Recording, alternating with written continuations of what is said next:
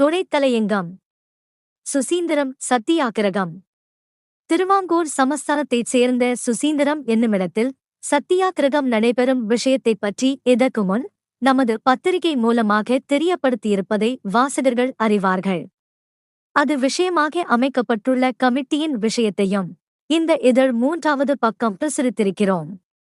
வைக்கம் சத்தியாகிரகம் முடிவடைந்து வெகுநாட்களாகிவிடவில்லை.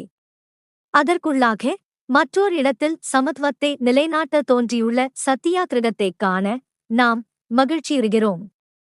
அநீதியும் அக்கிரமமும் தொலைய வேண்டுமானால் வெறும் சட்டங்களாலும் எழுத்தாலும் பேச்சாலும் முடியாதென்றும் சத்தியாகிரகமும் தியாகமுமே ஒற்ற சாதனமாகும் என்றும் பல தடவைகளில் வற்புறுத்தியிருக்கிறோம். நமது நாட்டில் ஜாதிக் கொடுமையும் பிறவியினால் உயர்வு தாழ்வு என்னும் அகங்காரமும் உடனே தொலைய வேண்டியது அவசியமாகும். இக்கொடுமைகளை ஓர் பக்கத்தில் வைத்துக்கொண்டே ஜம்பமாக தென்னாப்பிரிக்கா இந்தியருக்காக பரிந்து பேசுவதும் எழுதுவதும் தாழ்த்தப்பட்ட வகுப்பினர்களின் நன்மையையே பெரிதும் கவனிப்பது போல் நடித்து நீலிக்கண்ணீர் விடுவதும் தன் மனசாட்சி அறியச் செய்யும் மகத்தான அக்கிரமமேயன்றி வேறல்ல.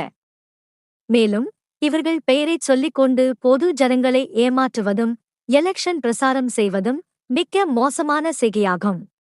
தாங்கள் பிழைக்க வேண்டும், தங்கள் மக்கள் நன்றாயிருக்க வேண்டும், தங்கள் சமூகத்தார் மேன்மையான ஸ்திதியில் இருக்க வேண்டும், மற்றவர்கள் அவர்களுக்கு கீழ்ப்பட்டிருக்க வேண்டும் என்ற எண்ணமுடையவர்களாய் சாஸ்திரங்களையும் புராணங்களையும் இதிகாசங்களையும் மனுதர்ம சாஸ்திரம் என்னும் அயோக்கிய நூலொன்றையும் காட்டிக்கொண்டு வயிறு வளர்ப்பதுடன் தங்கள் கட்சியை பலப்படுத்திக் கொள்ள சுயமரியாதையற்ற ஆண்மையற்ற சிலரைச் சேர்த்து கொண்டும் செய்யும் சூழ்ச்சிகளெல்லாம் நொறுக்கப்பட வேண்டுமாயின் பொதுமக்கள் சர்வ ஜாக்கிரதையுடனிருந்து விழித்துக் கொள்ள வேண்டியது அவசியமாகும். இவைகளையெல்லாம் சுட்டிக்காட்ட வல்லது சுயமரியாதையும் சத்தியாகிரகமும் உண்மையான தியாகமுமே என்று கூறலாம். நமது நாட்டிலேயே பிறப்பால் மனிதர்களாயிருந்தும் தாழ்த்தப்பட்டவர்கள், கண்ணில் தென்படக் கூடாதவர்கள், தங்கள் தெய்வங்களை தரிசிக்கக் கூடாதவர்கள், தங்கள் வேதத்தை படிக்கக் கூடாதவர்கள் என எத்தனையோ லட்சம் பேர்களை ஒதுக்கி வைத்திருக்கிறோம். நாய்களுக்கும் பன்றிகளுக்கும் கொடுத்துள்ள உரிமையை கூட அவர்களுக்கு அளிக்க மறுக்கின்றோம். இந்நிலைமையில் நமக்கு சுயராஜ்யமும் விடுதலையும் அத்தியாவசியமா? அல்லது முன் கூறியவர்களின் முன்னேற்றமும் சுயமரியாதையும் அத்தியாவசியமா என்பதை பொது ஜனங்களே சிந்திக்க வேண்டும். சமத்துவம் சுயமரியாதை என்பது நமது நாட்டிலுள்ள யாவருக்கும் ஏற்பட்டாலன்றி அதற்கு முன்னர் கிடைக்கும் சுயராஜ்யம் ஓர் ஜாதியார் பிழைப்பதற்கு ஆதாரமாயிருக்குமே அல்லாது வேறல்ல. சுயராஜ்யம் கிடைக்கும் முன் நம்மவர்களுக்குள் எவ்விஷயத்திலும் ஒற்றுமை, சமத்துவம், சுயமரியாதை ஏற்படக்கூடிய விதமான வேலைகளைச் செய்து கொள்ள வேண்டியது மிக்க அவசியமாயிருக்கின்றது. சமத்துவம் ஏற்படுமானால் பிராமணர்கள் பாடு திண்டாட்டமாகிவிடுமென்பது உண்மையே. முன்னர் கூறிய நூல்களைக் காட்டிக்கொண்டு பிராமணர்கள் வயிறு வளர்ப்பது நின்று போய்விடும். சுயமரியாதை உண்டாகிவிடுமானால் பிராமணர்கள் நிலைமை இப்போதிருப்பது போலிராமல் கீழ்நிலை அடையலாம்.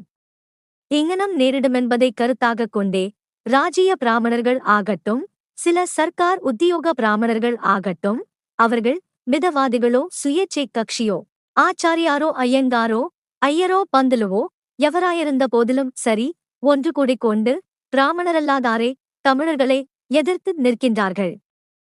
நிற்க பிராமணர்கள் அநியாயம் தமிழ்நாட்டில் மட்டுமல்ல திருவிதாங்கூரிலும் அதிகமாக இருக்கின்றதே வைக்கம் சத்தியாகிரகத்தில் மூலியமாய் யாவரும் அறிவார்கள்.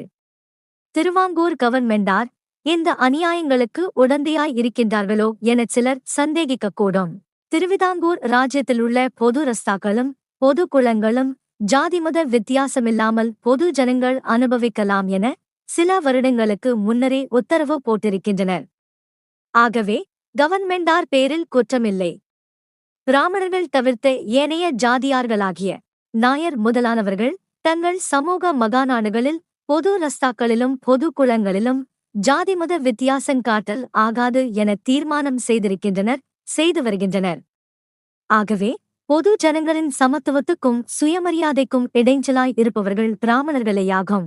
இதிலும் மலையாள நம்பூதிரி பிராமணர்களை விட அங்கு பிழைக்கவும் அங்குள்ள கோயிற் சோற்றைச் சாப்பிடவும் சென்றுள்ள தமிழ்நாட்டு பிராமணர்களே அதிக இடைஞ்சல் செய்பவர்கள் என்று கூறத்தக்க ஆதாரமுண்டு. இவர்களின் இடைஞ்சல்களும் தொந்தரவும் தொலைய வேண்டுமானால் சத்தியாகிரகந்தான் சிறந்த வழி. சுசீந்திரம் சத்தியாகிரகம் ஆரம்பிக்கப்பட்டிருக்கும் நோக்கமெல்லாம் சமத்துவத்தை நிலைநாட்டுவதற்கேயாகும். தமிழ்நாட்டினர் வைக்கம் சத்தியாகிரகத்திற்கு எவ்வாறு பணம் கொடுத்தும் ஆட்கள் உதவியும் ஒத்தாசை செய்தார்களோ அவ்வாறே சுசீந்திரம் சத்தியாகிரகத்திற்கும் தாங்கள் நன்கொடையளித்தும் ஆட்கள் உதவியும் முழு ஒத்தாசையும் அளிப்பார்கள் என்று நம்புகிறோம்.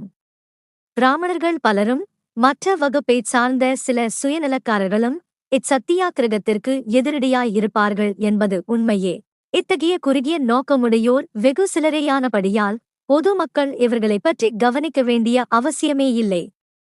தங்கள் கடமை எதுவோ, எது நியாயமென தங்கள் மனதில் படுகிறதோ அதை மாத்திரம் கெட்டியாக பிடித்துக் கொண்டு இப்பேற்பட்ட சமயத்தில் இத்தகைய சத்தியாகிரகத்திற்கு ஆதரவளிக்க வேண்டுமென கேட்டுக்கொள்கிறோம்.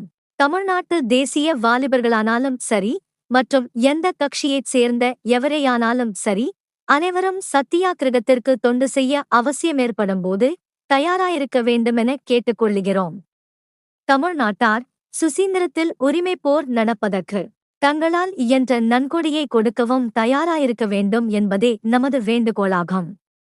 சுசீந்திரம் சத்தியாகிரகம் வெற்றி பெறுமாக. குடியரசு துணைத் தலையங்கம், ஜனவரி 31, 1926.